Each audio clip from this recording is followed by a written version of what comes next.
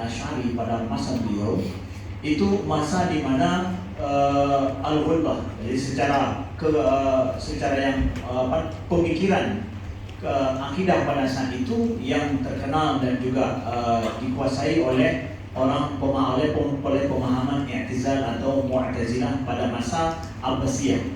Sebabnya kenapa? Karena yang mengasas Abbasiyah itu, dinasti Abbasiyah itu adalah salah seorang, yaitu bernama Abu Mansur,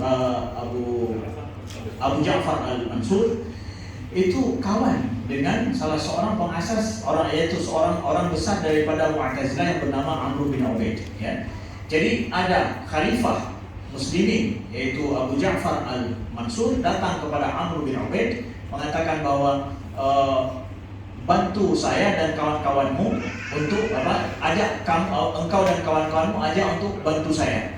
Jadi seorang khalifah meminta kepada kawannya ini yang merupakan Amr bin Ubaid ini salah seorang pembesar ulama di kalangan Mu'tazilah itu sendiri. Sebagaimana kita tahu bahwa Wasil bin Atha, pengasas Mu'tazilah, itu juga adalah murid daripada Hasan al-Basri.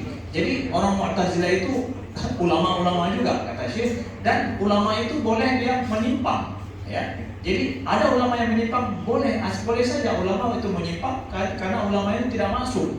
Maka kita kalau kritik ya ulama, bukan kritik orang awam, kata Syekh. Ulama lah yang kita kritik dengan manhaj tertentu, manhaj yang hak.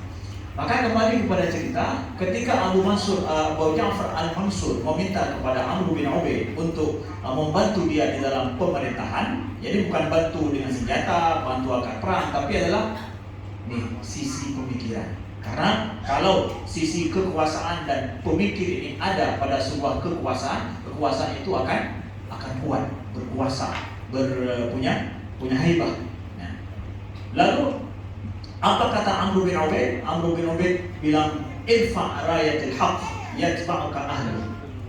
Angkatlah, kata Amr bin Ubaid nih, ketika diminta bantu, angkatlah bendera kebenaran, panji kebenaran, maka engkau akan diikut oleh ahli haq itu. Jadi al-haq menurut Amr bin Ubaid apa? I'tizal. Artinya angkat bendera Mu'tazilah, maka nanti mereka akan ikut dengan sendirinya. Itu pesan daripada Amr bin Ubaid kepada. Maka terjadilah perkawinan antara pemahaman Mu'tazilah dengan Abbasiyah dari sejak awal itu. Kemudian penguasa setelahnya ada Al-Amin sampai kemudian Al-Ma'mun. Dan ketika masa Al-Ma'mun lah, pada saat itu terjadilah fitnah khalqul Quran, karena dites semua ulama-ulama sampai Imam Ahmad bin Hanbal untuk terhadap pemahaman mereka, terhadap pemahaman Mu'tazilah terhadap qadaya-qadaya, masalah-masalah keagamaan termasuk masalah Quran.